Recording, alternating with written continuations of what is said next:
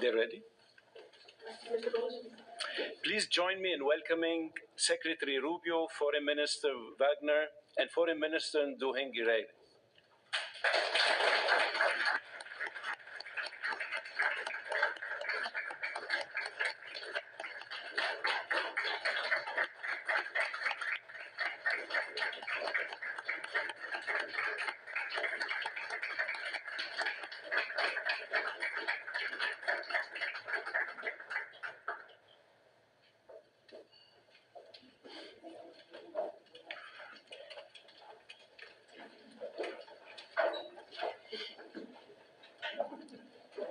Secretary Rubio, Foreign Minister Wagner, Foreign Minister Nduhungirehe, Minister of State Al-Khulaifi, African Union Chairperson Yusuf, Foreign Minister Dusay, ambassadors, members of Congress, distinguished guests, members of the media, ladies and gentlemen.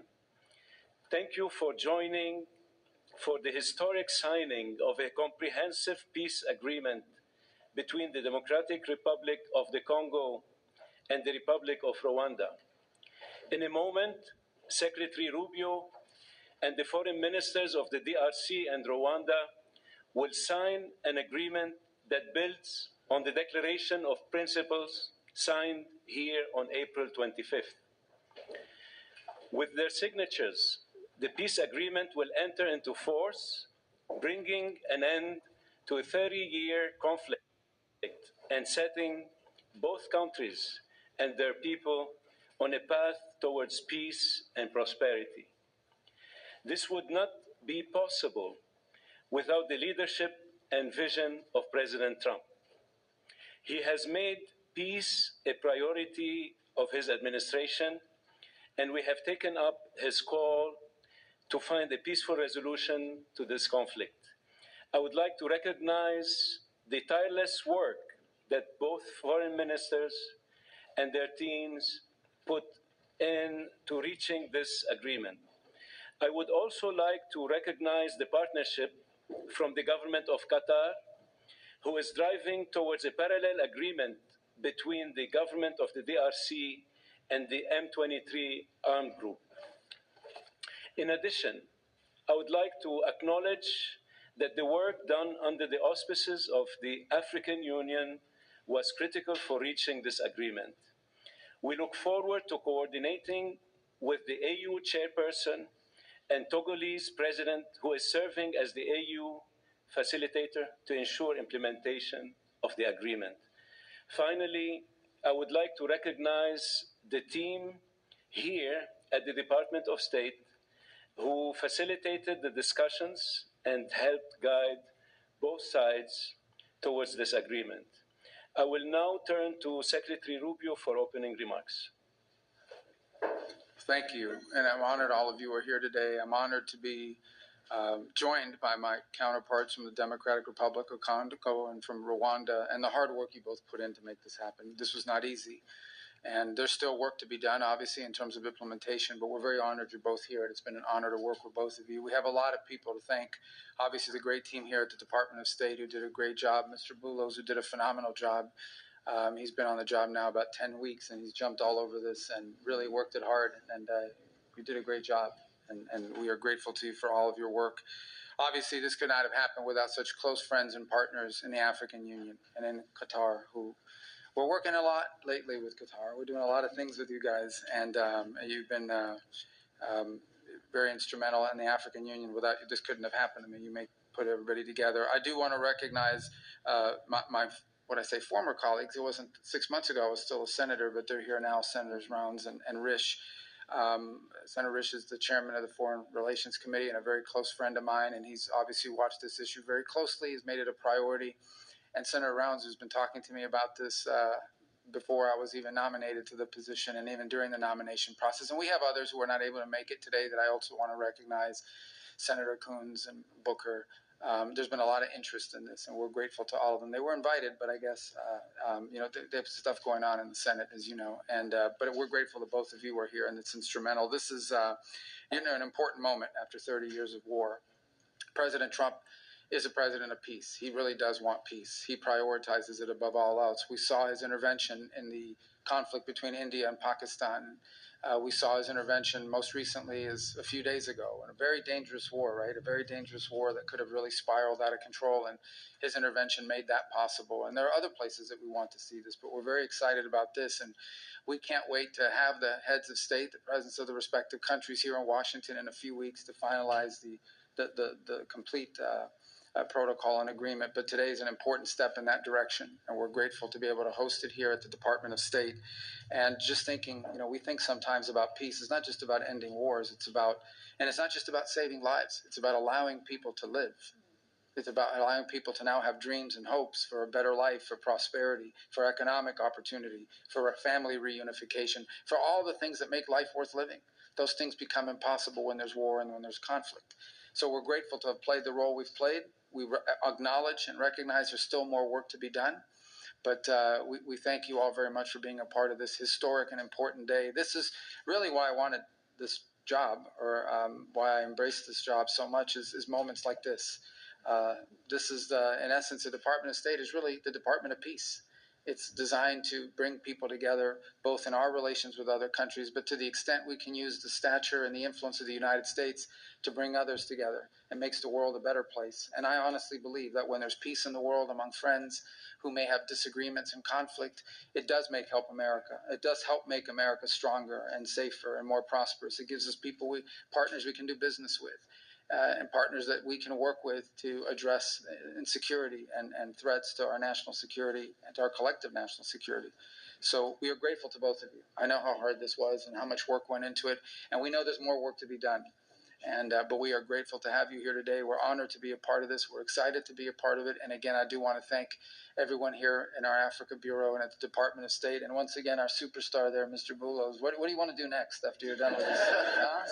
Sudan. Yeah, very important. Actually, very, very important. And you're very involved in that as well. So what are you guys doing this week in Qatar? You guys want to work other we are grateful to all of you. Thank you. Thank you. Thank you, Mr. Secretary. I now turn to the Foreign Minister of Rwanda for remarks.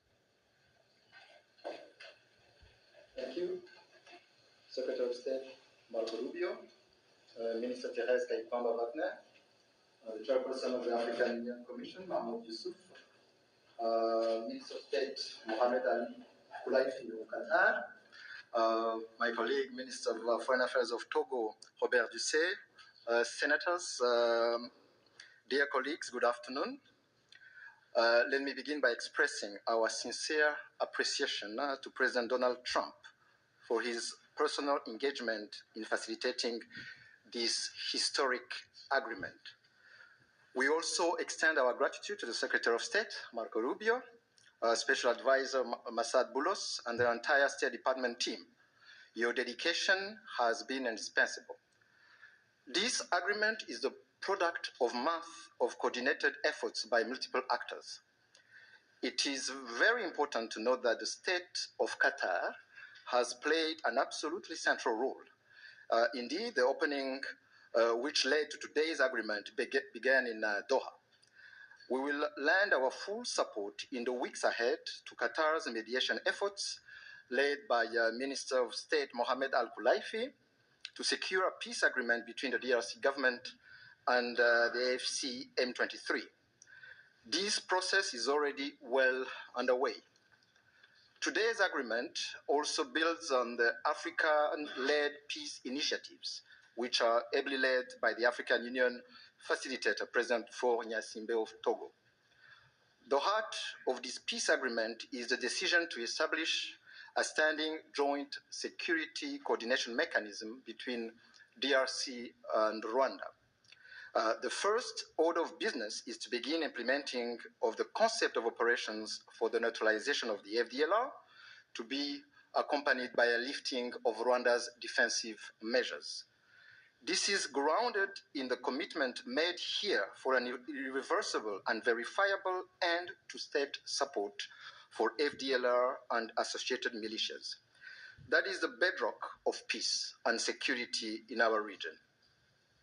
FDLR is no ordinary militia. It is the remnant of the forces which committed the genocide against the Tutsi in 1994, in which 1 million people were killed.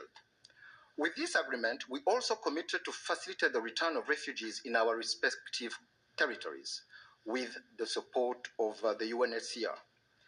Creating the conditions for the safe and dignified return of refugees is vital to achieve lasting peace. We also took to enhance economic cooperation, including with American companies and investors. Shared growth and cross-border cooperation will unlock tangible dividends for both our countries. We must acknowledge that there is a great deal of uncertainty in our region and beyond, because many previous agreements have not been implemented, and there is no doubt that the road ahead will not be easy. But with the continued support of the United States and other partners, we believe that a turning point has been reached. Rwanda stands ready to work with the DRC to deliver on our joint commitments. To conclude, allow me to once again express Rwanda's appreciation to all who have contributed to this milestone. Thank you.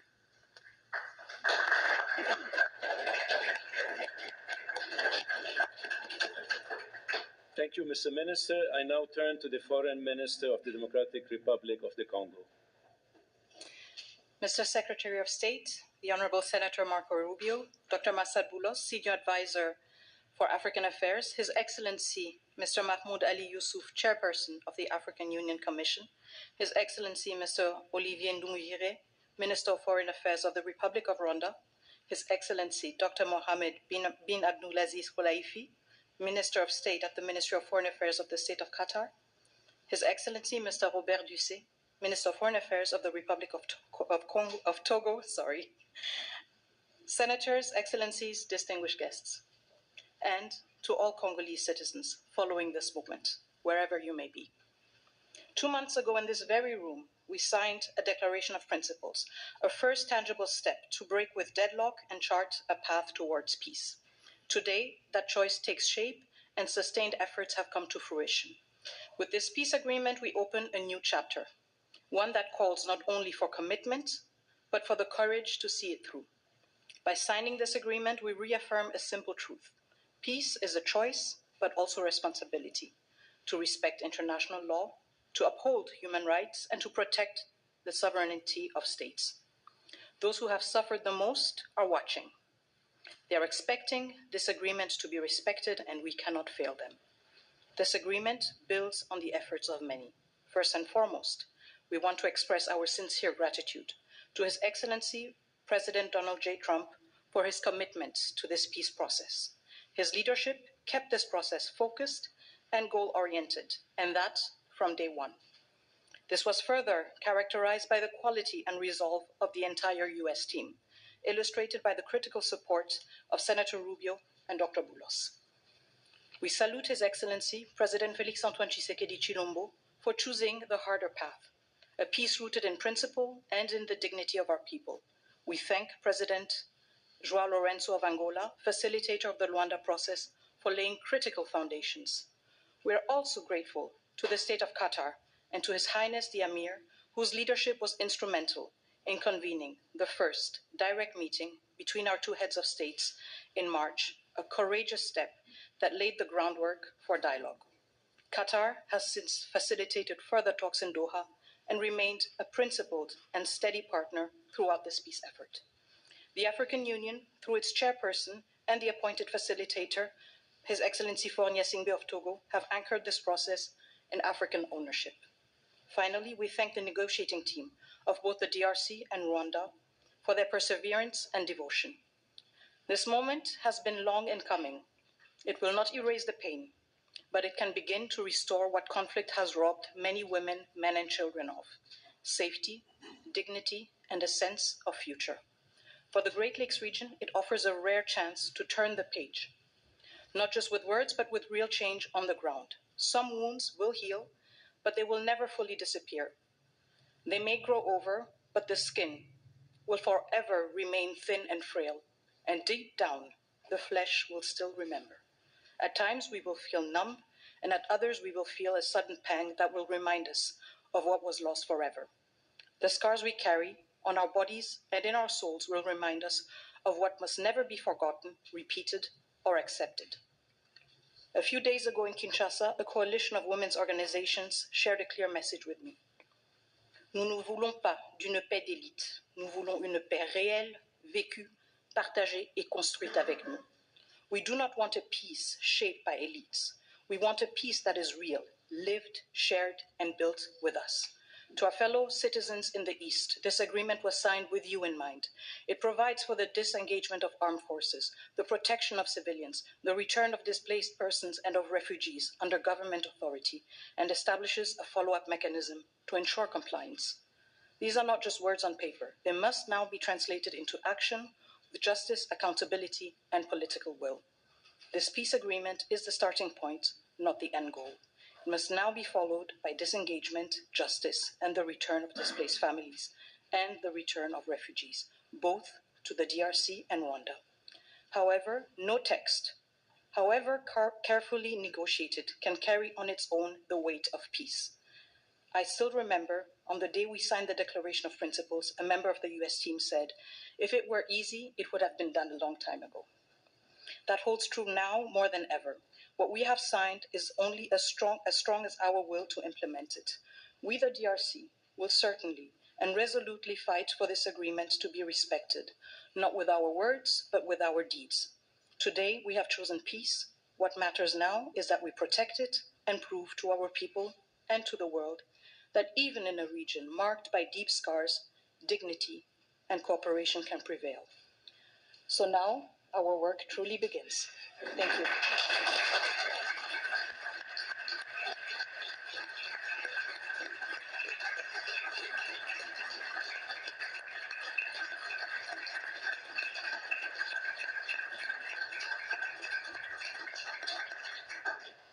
Thank you, Madam Minister. It's now my honor to invite the parties to sign the peace agreement to be witnessed by Secretary Rubio.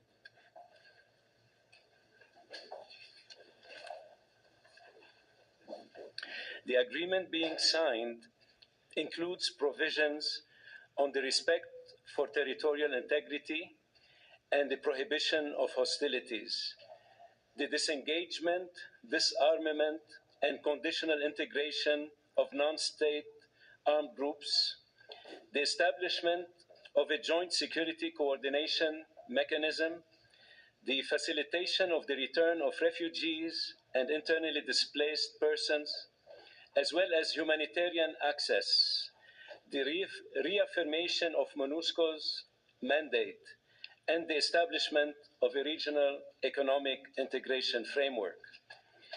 The agreement also includes an annex on the functioning of the Joint Security Coordination Mechanism and the full text of the concept of operations of the Harmonized Plan for the Neutralization of the FDLR and disengagement of forces / lifting of defensive measures by Rwanda, which was agreed to under the auspices of the Luanda process on October 31st, 2024, and adopted by the foreign ministers on November 25, 2024. With the parties' signatures today, the agreement immediately enters into force. Thank you very much. Congratulations.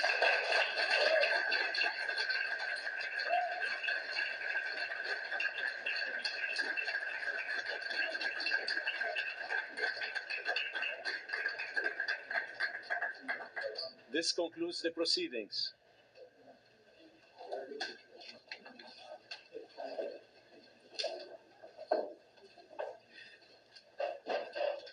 Kindly stay seated while the parties depart. Yes, please.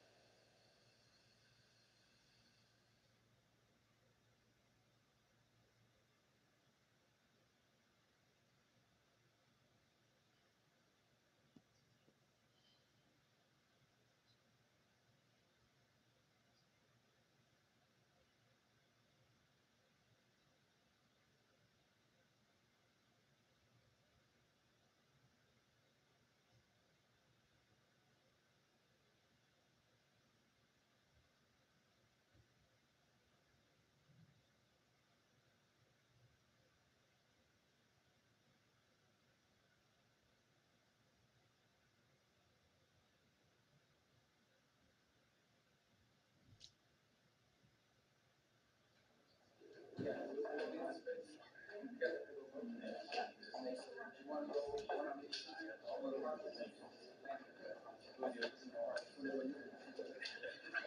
think we're fine. Are we off, please? On me, sir. 1, 2, 3.